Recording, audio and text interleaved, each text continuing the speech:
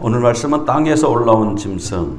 우리가 지난번에 바다에서 올라온 짐승을 살펴봤습니다. 그래서 오늘은 땅에서 올라온 짐승에 대해서 살펴보겠습니다. 계시록 13장 11절부터 15절까지 말씀을 우리가 같이 한 목소리로 읽겠습니다.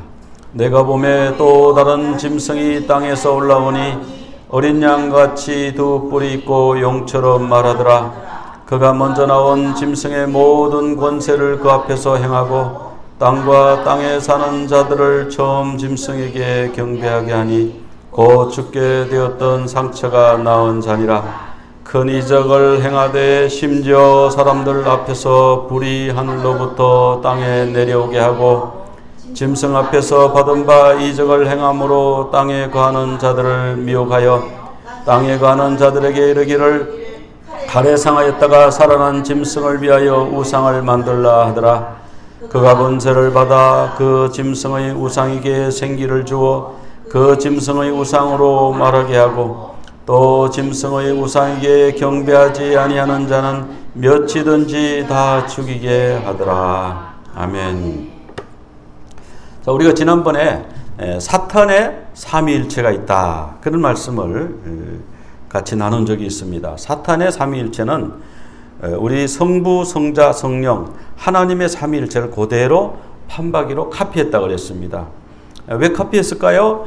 그가 원래 그곳에 있었습니다. 하나님의 면전에 있다가 그가 타락하여 쫓겨나게 됐는데, 그가 타락하여 쫓겨나게 된 이유는 뭐였습니까? 하나님께 돌려야 되는 예배를 자기가 차지하려고 했어요. 자기가 예배를 받고 싶어 했어요. 그래서 자기가 지극히 높으신 그 하나님과 같이 높은 곳에서 예배를 받고 싶어 했어요. 그래서 이제 그는 쫓겨났죠. 그 부하들을 데리고 쫓겨났는데, 그 사탄이 하늘의 하나님의 그 구조, 하나님이 그 만들어 놓은 시스템을 자기가 아니까 그걸 그대로 베꼈어요. 그래서 하나님의 삼위일체, 성부, 성자, 성령을 그대로 카피에다가 사탄의 삼위일체는 용, 바다에서 올라온 짐승, 땅에서 올라온 짐승, 이렇게 셋으로 딱 만들어 놓은 거예요. 그래서 오늘은 이제 땅에서 올라온 짐승을 살펴보는데, 땅에서 올라온 짐승은 보니까 어린 양 같더라. 어린 양 같더라. 이게 뭡니까? 어린 양 예수 그리스도를 또 카피한 거예요. 그래서 불신자들은 이걸 분간을 못해요. 그리고 우리 예수 믿는 사람들도 여기 좀 헷갈립니다. 저분 하나님의 종 같은데, 하나님이 보낸 선지자 같은데 아닌 것 같기도 하고 맞는 것 같기도 하고, 이렇게 헷갈리도록 하는 것이 마귀예요. 그래서 그렇게 미혹을 하는 거죠. 그런데 이 짐승에는 두 뿔이 있더라. 그런데 이 짐승이 하는 말, 가르침, 언행은 뭐 같더냐면 용처럼 말해요. 그러니까 예수님을 높이는 것 같은데 자기를 높이는 거예요. 성령님을 얘기하는 것 같은데 사탄을 얘기하고 있는 거예요. 악령을 얘기하고 있는 거예요.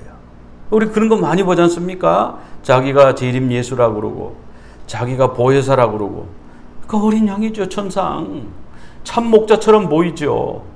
다른 목사들은 바벨론 목자라고 그러고, 다른 사람이 가짜 같고 이 사람이 진짜 같아요. 왜? 어린 양같이 그렇게 미혹을 하니까. 그런데 그의 말, 그의 가르침은 어떻습니까? 용의 가르침이잖아요. 그런 게 이 땅에서 올라온 짐승이에요. 근데 이제 용하고 바다에서 올라온 짐승하고 비슷해서 아주 분간하기가 힘들어요. 어떻게 다르냐면, 용은 보니까 머리가 7개, 뿔이 10개, 그리고 왕관을 7개를 쓰고 있습니다. 한 머리에 하나씩 쓰고 있겠죠. 바다에서 올라온 짐승도요, 머리가 7개인데 거긴 조금 특징이 있어요. 어떻게 7개냐면은, 바다에서 올라온 짐승이 첫 번에는 사자 같았는데 사자는 머리 하나, 두 번째는 곰 같았는데 곰 머리 하나, 그 다음에 표범 같았는데 표범의 머리 4개, 그럼 6개 됐죠. 그 다음에 마지막에 크고 무서운 짐승이 올라왔는데 그 머리가 하나, 그러면 7이 되는 거예요. 그렇게 합쳐서 머리가 7이고, 그리고 그 뿔은 마지막 짐승의 머리에 뿔이 10개가 있었습니다. 그리고 그 뿔마다 왕관이 있었어요. 그래서 머리 7개, 10뿔, 10왕관이 있었고요. 땅에서 올라온 짐승은 이제 앞에 두 짐승하고는 다르게 구분이 되죠. 머리가 하나죠. 그 대신에 어린 양처럼 생겼죠. 그런데 뿔이 두 개가 있다. 왕관은 없다. 그렇게 되어 있습니다. 자, 이 모든 내용들은 뭐하고 이제 비슷하냐 하면은 다니엘의 예언, 다니엘이 이제 다니엘서에 이런 예언을 세 가지를 풀이를 계속 하고 있죠. 첫 번째 예언은 다니엘서 2장에 느부갓네살 왕이 꿈을 꿨어요. 근데 꿈을 꿨는데 아주 무서운 꿈이었는데 생각이 전혀 안 나는 거예요. 그래서 사람들 보고 내 꿈을 알아내라. 근데 아무도 모르고 해석도 못하고, 그러니까 다니엘을 불러왔어요. 다니엘이 해석을 해줍니다. 왕이시여, 왕은 큰 신상을 보셨습니다. 근데 그 신상의 머리는 금으로 되어 있습니다. 그 금머리는 바벨론을 의미하고 바로 느부갓네살 왕을 의미합니다. 왕이 이제 돌아가신 후에 새로운 나라가 생기는데 그 새로운 나라는 은혜 나라가 될 것입니다. 거기는 가슴과 두 팔이 은으로 되어 있었습니다. 메대와 바사가 될 것입니다. 그 다음에 노세 나라가 일어나는데 배와 넓적다리가 노십니다. 그 나라는 그리스입니다. 근데 메대, 바사, 그리스라고 하는 거는 그건 제가 붙인 거고, 다니엘은 그 나라 이름을 모르죠. 왜냐하면 지금 바벨론 왕국에 살다가 그리고 이제 메대, 바사까지 살다가 죽었습니다. 그러니까 그 다음에 일어날 나라가 그리스인지 그거는 몰라요. 그렇지만 그게 우리가 볼 때 그리스예요. 그래서 노세 나라가 일어납니다. 그 다음에 왕이시여, 왕이 보았는데 종아리가 철입니다. 얼마나 단단한지요? 그런 나라가 일어날 겁니다. 근데 그 나라는 둘로 나눠지죠. 동로마, 서로마. 그래서 로마가 이제 일어난다 하고 예언을 했죠. 그 다음에 왕이시여, 발을 보셨습니다. 그 발은 얼마는 쇠고 얼마는 흙인데 서로 섞이지 않습니다. 발가락이 10개입니다. 그래서 이거는 지금 어느 나라를 말하는지 아직 우리가 잘 몰라요. 이거라 그러는 사람도 있고 저거라 그러는 사람도 있고 그래요. 그런데 갑자기 어디 뜨인 돌이, 플라잉 스톤이 나타나더니 신상을 탁 쳐서 신상이 부서지고 그 돌이 태산처럼 커지더니 온 지구상에 그 돌이 가득하게 되었습니다. 그런 꿈을 꾸셨습니다. 왕이 깜짝 놀래요. 바로 그 꿈을 내가 꿨다. 아, 그게 앞으로 역사가 되어질 그런 꿈이구나. 그렇게 됐죠. 그래 다니엘 7장에 가면 이것은 이제 느부갓네살이 아니고 이제 느부갓네살 왕은 죽었고요. 벨사살 왕이 때에 이제 본 환상입니다. 네 짐승이 올라왔고요. 다니엘 8장에서는 수대왕과 수염소의 환상을 거예요. 그러니까 지금 요 세 가지 환상이 모두 합쳐져서 지금 계시록 13장에 올라오는 겁니다. 다니엘 7장에 나오는 네 짐승은 그 독수리의 날개를 가진 사자가 바다에서 올라왔죠. 그러니까 이것은 바로 바벨론 왕국이에요. 그 다음에 이제 바다에서 또 한 짐승이 올라왔는데, 곰이 올라왔는데 한쪽 다리를 들었어요. 그리고 입에는 갈빗대 3개를 물었어요. 이건 이제 메대와 바사에 대한 것으로 우리는 해석하죠. 그 다음에 표범이 아주 날쌘 표범이 올라왔는데 머리가 넷이라는 거예요. 그리고 날개가 넷이더라는 거예요. 이게 뭔가? 이거는 그리스예요. 그 다음에 나중에는 뭐 형언할 수 없는 무시무시한 괴물이 나왔는데 얼마나 힘이 세고 무서운지. 그런데 그 괴물의 머리에는 뿔이 10개가 있었다. 그래서 이 네 생물이 차례차례 나오는 것을 봅니다. 그러니까 사자도 국가 권력이에요. 국가를 얘기하고, 곰도 국가를 얘기하는 겁니다. 그 다음에 이 표범도 국가를 얘기하는 거예요. 그리스. 그러면 영원 마지막에 나오는 이 짐승은 뭐냐? 마지막 나오는 이 짐승도 어떤 나라를 얘기하는 거예요. 그게 아마 로마이든지 아니면 아직 나타나진 다른 나라이든지, 이런 이제 짐승도 국가 권력을 얘기하는데, 계시록에서는 이 네 가지가 합쳐져서 나옵니다. 근데 이제 그 수양과 수염소의 이제 환상을 설명을 좀 드리겠는데요.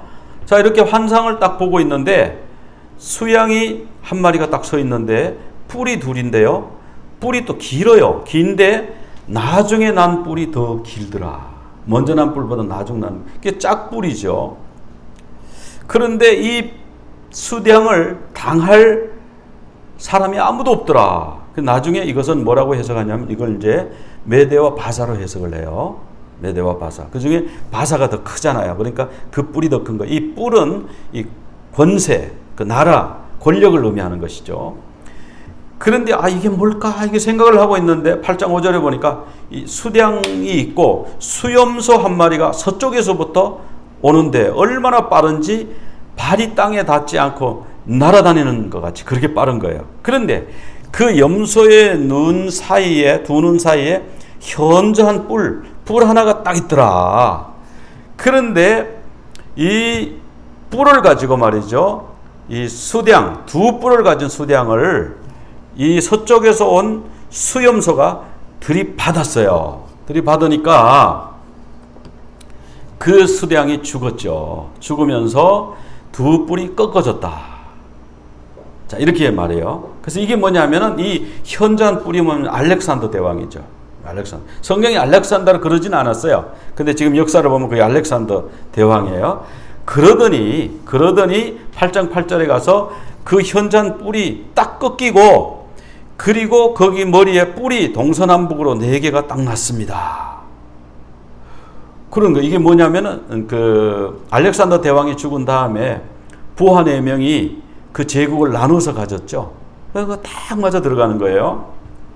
그런데 그 뿔 중에서 또 한 뿔이 나가지고 남쪽과 동쪽과 또 영화로운 땅은 어디냐 하면은 예루살렘을 말하는 거잖아요. 유대 땅을 말하는 거예요. 그 유대 땅을 향해서 힘이 커져요. 이 셀류시드 왕조가요, 이렇게 커져가지고 나중에 예루살렘을 삼켰어요. 그래가지고는 이집트까지 공격해 들어가고 이런 일이 있었어요. 그런데 그것이 얼마나 커졌냐면 군대가 하늘 군대에 미칠 만큼 커져가지고 뭐 그들을 짓밟고 스스로 높아져가지고 군대의 주제, 아마 하나님을 말씀하는 것 같아요. 그리고 그에게 매일 드리는 제사, 그러니까 상번제, 매일 드리는 이 번제를 없애버리고 성소를 헐었으며 백성이 매일 드리는 제사가 넘겨져 버렸어요. 그리고 진리가 땅에 던져지고 이렇게 되었다. 이제 그런 환상입니다. 다니엘 8장의 환상은 여기 이렇게 두 뿔을 가진 수양이 있고 그 한 뿔을 가진 염소가 서쪽에서 나타나 가지고 그 수양을 패배시키는 거죠.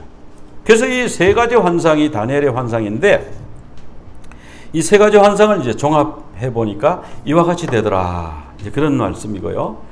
그런데 이 다니엘의 환상에 대해서 사람들이 아마 안티오코스 에피파네스일 것이다. 8장에서 나온 그 마지막 뿔, 안티오코스 에피파네스일 것이다. 이렇게 사람들이 해석을 합니다. 그런데 다니엘서에서는 이렇게 얘기를 해요. 그리고 같이 한번 읽어볼까요? 8장 17절. 그러나 그는 내가 서 있는 곳으로 가까이 왔는데 그가 올 때 나는 무서워서 엎드렸다. 그가 나에게 말하였다. 이 사람아, 그 환상은 세상 끝에 관한 것임을 알아라. 예, 제가 세 번역을 인용했어요. 자, 그 환상이 뭐에 관한 거라고요? 안티오코스 에피파네스라고 우리가 생각하는데 사실은 세상 끝에 관한, 세상 끝이 뭐 아직 우리가 세상 끝자락에 살고 있지만 아직 끝은 아니에요. 아직 일어나지 않은 사건이라는 것이죠. 다니엘서 지금 8장 17절 아직 다 이루어진 것 아닙니다. 그 다음에 마태복음 24장 15절 16절 우리 주님이 친히 말씀하신 건데 같이 한번 읽어보겠습니다.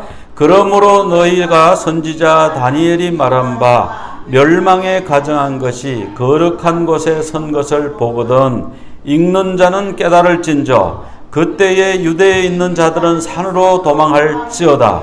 자, 여기 보면 예수님이 다니엘이 말한 바, 선지자 다니엘이 말한 바 멸망에 가정한 것이 거룩한 곳, 성전에 선 것을 보거든 봤단 말이에요? 아직 안 봤단 말이에요? 미래 시제죠. 그죠? 미래에 너희들이 만약 그것을 보게 된다면 산으로 도망가라. 예수님이 그렇게 말씀하셨거든요. 그러니까 이게 아직 이루어지지 않은 거예요. 만약 안티오코스 에피파네스도 그 안에 들어가긴 하는데 그냥 한번 나와서 리허설 한 거예요. 리허설. 앞으로 그런 일이 또 일어난다는 것이죠. 이것은 이제 그 네 나라의 지도 중에서 제일 오른쪽에 있는 이 셀류시드 엠파이어, 이 제일 큰 나라가 나중에 예루살렘까지 먹게 되죠. 자, 그 이 안티오코스 에피파네스는 그냥 마지막에 나타날 그 적그리스도에 대한 이제 그 먼저 한번 맛배기로 나타나서 한번 이 사람이 해봤는데 어떻게 해봤느냐?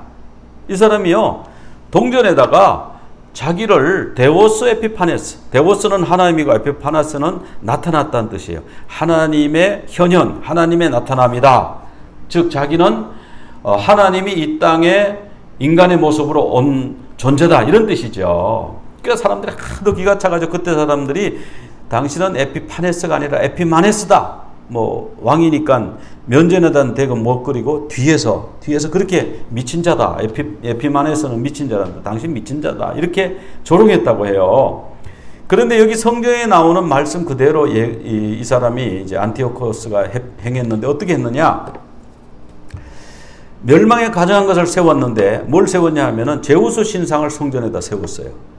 그리고 이 유대를 어떻게든지 유대교를 없애고 헬라화시켜 헬라 문화를 보급하려고 헬라 종교를 이식하려고 무척 노력을 했는데 어떻게 했냐면 이 사람들은 안식일에 일을 안 하니까 일부러 안식일에 유대를 쳐들어갑니다.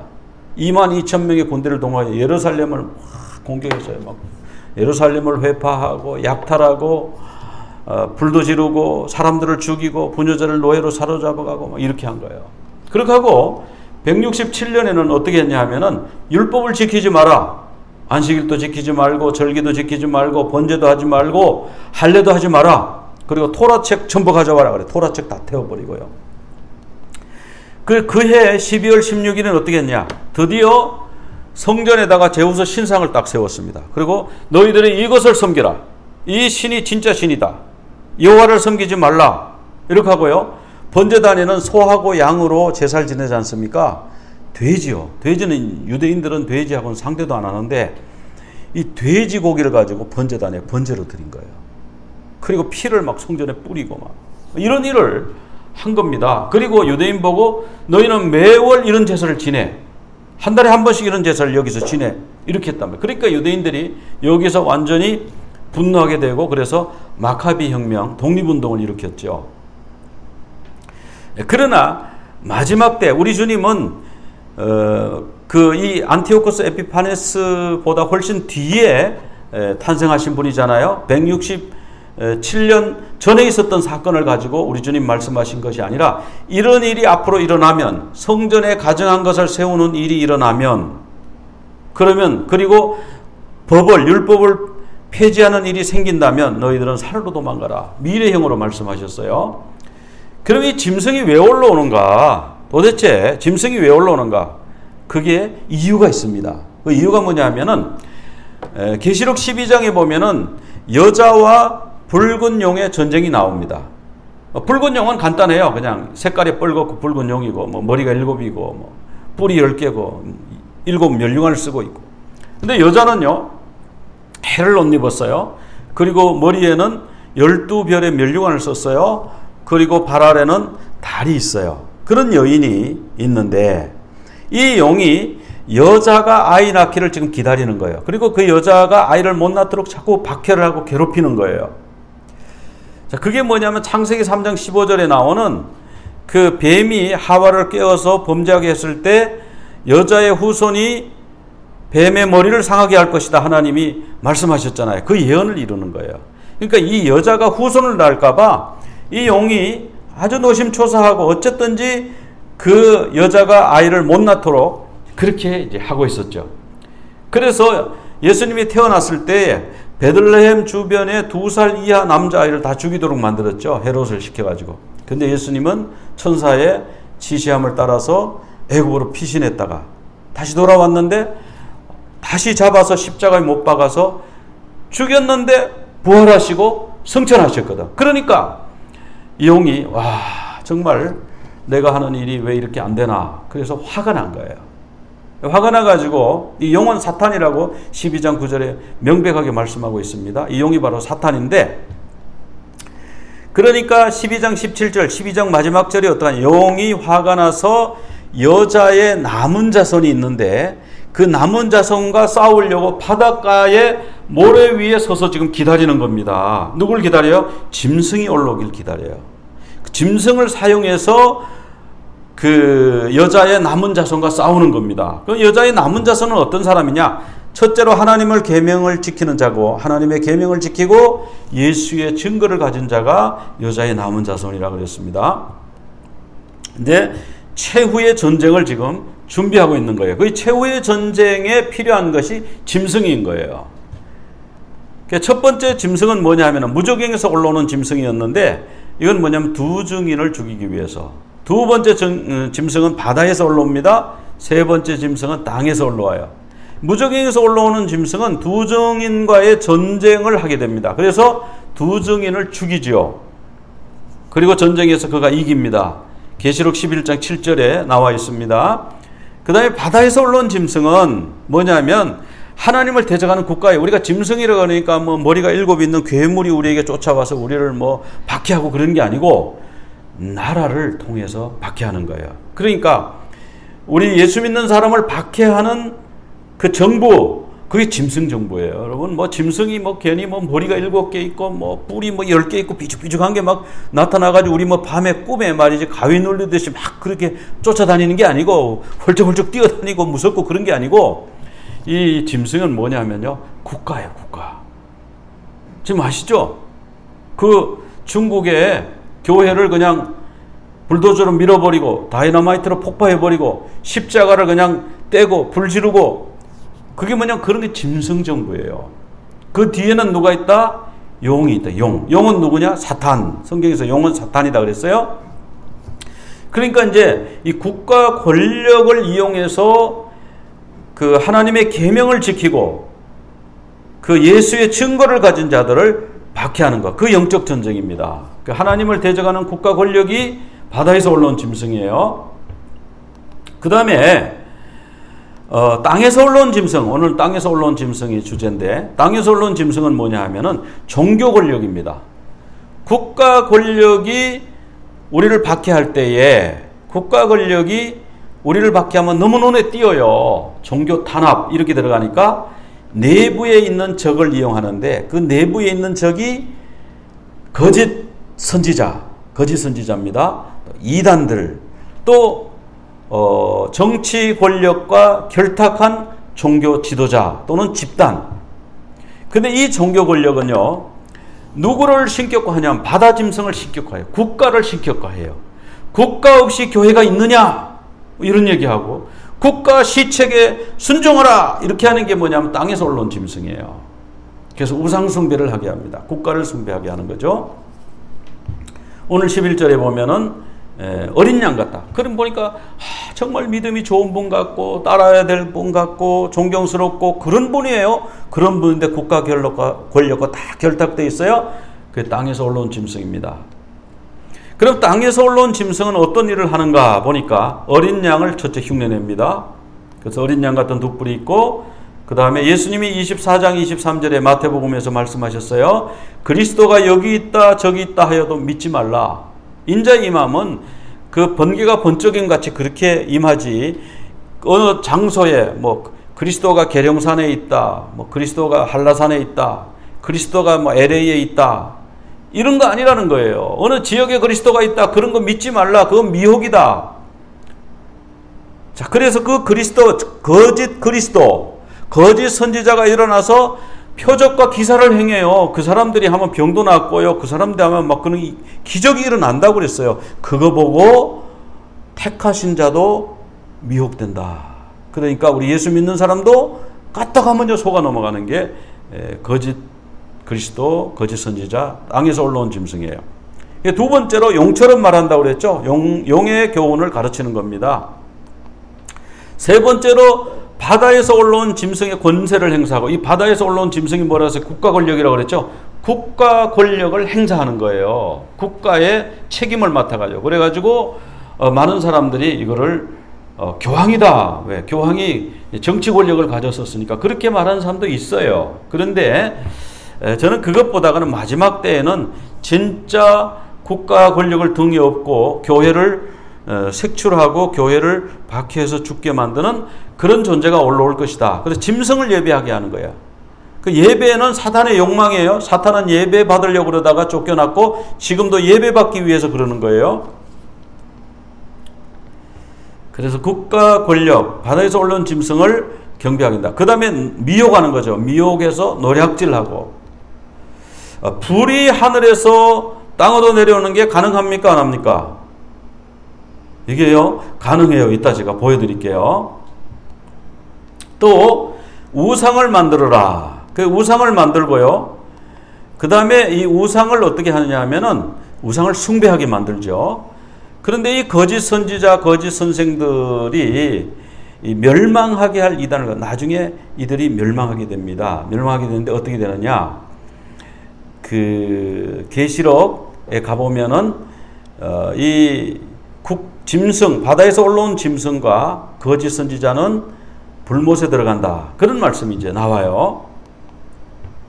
자, 우상을 만들게 하고 우상이 말을 합니다. 이렇게 동상을 만들었는데 동상이 말하는 거 여러분 가능합니까? 안 합니까? 지금 불가능한 것 같죠? 그런데 조금 있다가 보여드리는 영상을 보면 가능하다는 걸 알 수 있어요. 그리고 이 우상을 예배하지 않는 자는 죽이는 거예요. 그리고 짐승의 표를 받게 해요. 그래서 이 짐승의 표가 없으면 물건도 못 사요. 뭐 가스 스테이션에 가서 가스도 못 넣고요. 뭐 그로서리에 가서 음식도 못 사고요. 아, 그렇게 될까? 현찰이 있으면 되지. 근데 아니에요. 지금 중국이 그걸 하고 있대요. 중국에서요, 현찰 주고 지금 물건 못 사는 백화점 이런 거를 지금 시범 운영을 하고 있대요. 그래서 앞으로 3년 내에 이거를 중국에 뭐 26개 성인가 이렇게 보급을 한대요. 그러면 그 현찰 주고 물건 살려면요, 거기 등록을 해야 돼요. 연락처, 이름, 뭐 전화번호 이런 거 하고요. 그럼 이제 뭘로 사냐? 이 디지털 화폐로 물건을 사라. 이게 이제 짐승의 표가 되는 거예요. 이 짐승의 표가 없으면 물건을 못 사게 되는 게 벌써 나왔잖아요, 지금요. 그럼 불이 하늘에서 내려오고 우상이 생기를 받아서 말하는 것이 정말 가능한 일인가? 가능한 것 제가 한번 보여드릴게요.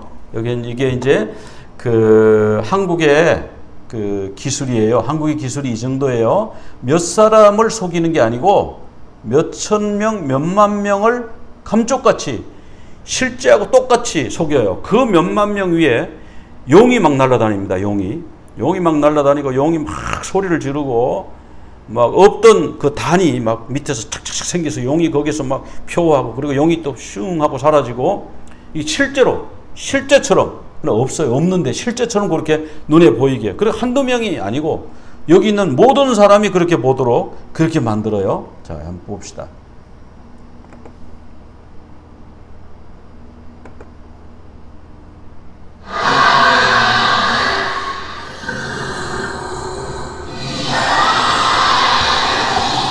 용이 나타났죠?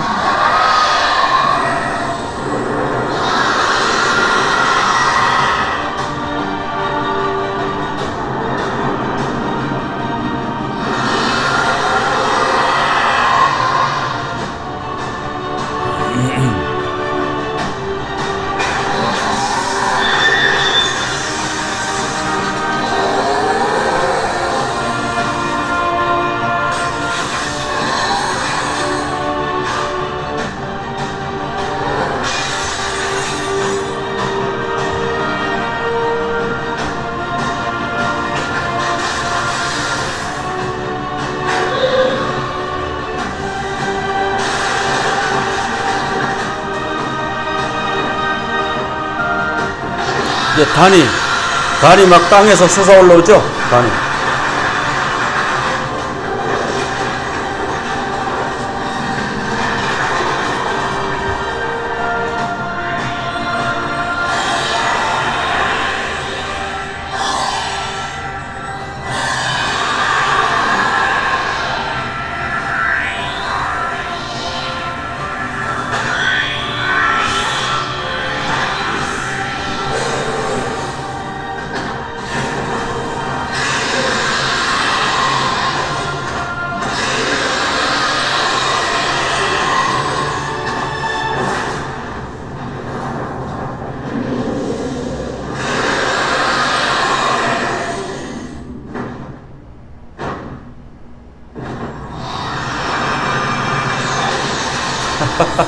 그래서 SKT 5G, 5G의 무슨 기술인지 이렇게 만들어서 수만 명 위에요. 이게 날아다니는 거예요, 이게. 왜 동상이 왜 말을 못합니까? 왜 하늘에서 불이 못 내려옵니까? 지금 여기도 보면 비룡이 불을 확 토하고 붉은색으로 변해가지고 싹 사라지는데 왜 못해요? 이런 사람들이 미혹돼가지고요. 어떤 사람은 재미있어서 미혹되고 어떤 사람 실제로 그걸 신으로 믿는 사람도 있고 그러겠죠. 이런 시대가 지금 됐어요, 벌써. 전자화폐가 없으면 물건을 못 사는 시대가 왔어요, 지금. 그 이제 보급하는 일만 남았어요. 그걸 막는 게 있죠. 그 보급을 빨리 못 가게 하는 막는 게 있어요. 그 막는 세력을 제거해버리면 그냥 전 세계 보급이 되는 거 아니에요? 자, 짐승은 이런 기술, 신묘막측한 기술로 사람들을 미혹할 것이다. 왜? 예배받기 위해서. 그럼 이 짐승은 어떤 특징이 있는가? 이 짐승은 나중에 가면은 큰 음녀 바벨론이라 그러는데 바벨론과 큰 음녀는 서로 다르잖아요. 바벨론은 도시 이름, 나라 이름이고 큰 음녀는 무슨 영적 존재나 사람을 의미하는데 이게 뭐냐면 바벨론은 국가 권력이에요. 세속 권력이고 큰 음녀는 뭐냐? 종교 권력이에요. 종교 권력과 국가 권력이 나중에 합쳐질 것이다. 합쳐져서 여자의 남은 후손을 미혹하고 박해하는 거예요. 미혹이 돼서 그냥 그것을 숭배하러 교회를 떠나든지 아니면 남아있는 사람은 박해하든지 그렇게 한다는 거예요. 왜? 예배를 받으려고. 그러니까 정치, 경제 권력과 종교 권력에 합쳐진 것이 큰 음녀 바벨론이다. 그 종교 권력은 이 정치 권력을 잘 사용해요. 이 바알신을 섬기잖아요. 바알신. 이게 종교잖아요. 신이잖아요. 그런데 이게 뭐냐면 경제예요. 경제. 돈, 부, 이거 바알이에요.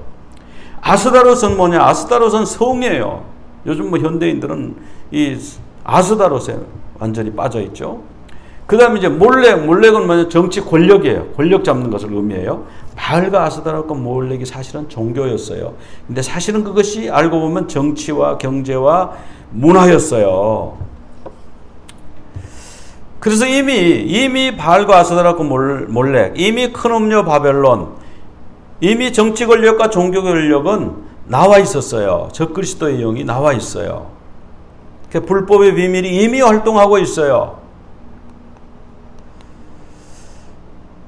근데 그 불법의 비밀, 악한 자는 나타나서 어떻게 하느냐. 거짓 기적과 표적으로 모든 속임으로 사람들을 미혹하는 겁니다. 악한 영의 특징은 미혹하는 것이죠. 그럼 이렇게 사람들을 미혹해서 떠나게 만드는, 하나님부터 떠나게 만들고 하나님 편에 있는 사람은 박해하는 이 짐승 거짓사 선지자 마귀의 최후는 어떻게 되는가? 19장 20절, 계시록 19장 20절 같이 한번 읽어보겠습니다. 짐승이 잡히고 그 앞에서 표적을 행하던 거짓 선지자도 함께 잡혔으니 이는 짐승의 표를 받고 그의 우상에게 경배하는 자들을 표적으로 미혹하던 자다. 이 둘이 산채로 유황불 붙는 못에 던져지고, 여기 보면 둘이 잡혔어요. 누가 잡혔다고 나와요? 첫째로 짐승이 잡혔어요. 그리고 또 잡힌 게 누구예요? 거짓 선지자. 거짓 선지자는 뭘 했어요? 표적을 행했다고 그러죠. 그 앞에 보면. 그 앞에서 표적을 행했다. 불이 내려오게 하고 그 우상이 말을 하게 하고, 그 다음에 또 뭐를 했어요? 짐승의 표를 받게 만들었어요. 지금 이 땅에서 올라온 짐승을 그대로 말하는 거죠. 그래서 바다에서 올라온 짐승도 잡히고 땅에 올라온 짐승도 잡혀가지고 산채로 유황불 못에 던져진다. 성경은 그렇게 표현하고 있어요. 계시록 20장 10절에도 같은 내용인데 같이 한번 읽어볼까요? 또 그들을 미혹하는 마귀가 불과 유황못에 던져지니 거기는 그 짐승과 거짓 선지자도 있어 세세토록 밤낮 괴로움을 받으리라. 자, 거기 그 불못에 누구가 있어요? 짐승과 거짓 선지자. 바다에서 올라온 짐승과 땅에서 올라온 짐승이 거기에 있어서 밤낮 괴로움을 받으리라. 그렇게 말씀합니다. 그럼 사단은 왜 하나님을 모방하고 이게 자기 최후가 이렇게 되는 것을 이제 알 텐데 왜 그러냐 하면 그것은 예배를 받으려는 욕망, 사람들이 나를 추종하게, 내가 막 인기 없고 막 그냥 내가 제일이야, 내가 전능자야, 내가 사실은 하나님인데 너희들이 왜 딴 신을 섬겨, 이런 소리를 들으려고 그러는 거예요. 그렇게 예배를 받으려고 그러는 거예요. 그래서 바다에서 올라오는 짐승, 예수 그리스도의 성육신을 모방했죠. 예수님의 죽음과 부활을 모방해서 칼에 상하였다가 죽었다가 다시 살아나는 쇼를 했죠. 그 다음에 성령 강림을 모방해서 땅에서 짐승이 올라오게 만들죠. 그리고 예수님께서 하나님의 권세를 이 땅에서 행하셨듯이 바다 짐승의 권세를 땅의 짐승이 이 땅에서 행합니다. 그 다음 미혹, 하늘에서 불이 내려오게 하고요. 우상이 말을 하게 하고요. 또 정치 권력을 숭배하게 만드는 거예요. 그래서 정치 권력을 예배하지 않으면 죽인다고 나와 있어요. 13장 15절에. 그리고 우상에게 예배하는 자에게는 짐승의 표를 주고 예배하지 않는 자에게는 표를 주지 않아서 경제활동을 못하게 한다. 왜? 예배 받으려고. 마지막 때 영과의 전쟁에서 가장 중요한 핵심 키워드는 뭐냐면 예배가 됩니다.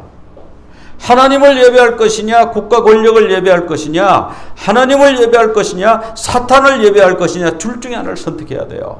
미혹당해서 사탄을 예배하게 되든지, 아니면 남아서 하나님을 예배하는데 하나님을 예배하면 박해를 각오해야 돼요. 근데 오늘날 이제 국가 권력이 서서히 지금 교회를 탄압하기 시작했어요. 한국에서는 지금 코로나 때문에 교회 모이지 마라. 우리 캘리포니아도 교회 모이지 마라. 지금 모이지 마라. 지금은 이제 말로 모이지 마라. 그냥 모이지 마라. 이러는데 중국처럼 전체주의가 되면 교회 부시고 잡아가고 감옥에 집어넣고 벌금 물리고 이런 일을 하겠죠. 그 지금 모이지 마라. 그래 모이지 말고 온라인으로 예배 드리라. 그러니까 사람들이 온라인으로 예배를 드리면 예배가 더 잘 되느냐. 예배가 지금 50%도 예배를 안 드린다. 그런 통계가 있어요. 그 중에 20% 정도만 본교 예배 드리고 나머지 분들은 여기도 들었다 저기도 들었다가 정처 없이 왔다 갔다 한다. 그러다가 몇 달 지나면 예배하는 인원이 푹 줄어듭니다. 교회가 이제 줄어들어가요. 교인 수가. 예배 드리는 사람 수가 줄어들어가요. 그리고 이제 그런 사람들이 제일 쉽게 넘어가겠죠. 그 우상 숭배하는데 제일 쉽게 넘어가겠죠. 우리가 예배를 생명처럼 생각하고 내가 가정에서 예배를 지키겠습니다. 하나님만 나의 섬길 자입니다. 이렇게 철저하게 준비가 되고 그러지 않으면요. 넘어질 수밖에 없어요. 원래 이렇게 주의 재단이 무너져가고 있는데 이 무너진 재단을 수축하기 위해서 내가 해야 될 일을 찾아야 되는 거예요. 지금 우리가 준비를 너무 못하고 갑자기 이 일이 왔기 때문에 교회가 다 당황하고 준비를 못하고 있어요. 하나님 이럴 때에 주님 나를 들어서 예배를 회복하는 사역자로 써주세요. 하나님만 예배하는 자가 되게 해주세요. 마귀 사탄의 게임에 넘어가지 않고 주님만 예배하게 해주세요. 그와 같이 기도하는 여러분 다 되시기를 바랍니다. 우리 기도드리겠습니다. 하나님 아버지 감사합니다. 마지막 때에 진정한 전쟁의 원인, 싸움의 원인은 예배인 것을 오늘 말씀을 통해서 보았습니다. 사단이 예배를 받으려고 국가 권력을 동원해서 크리스찬들을 택한 자들 주님으로부터 떠나게 할 때에 주님 저희들은 끝까지 남은 자가 되게 하여 주시옵소서. 주님만 사모하고 주님만 예배하겠습니다. 박해가 온다고 할지라도 주님만 예배하는 저희들 되게 하여 주시옵소서. 무너져가는 주의 재단을 스쳐가는 저희들이 되게 하여 주시옵소서. 예수 그리스도 이름으로 기도드리옵나이다. 아멘.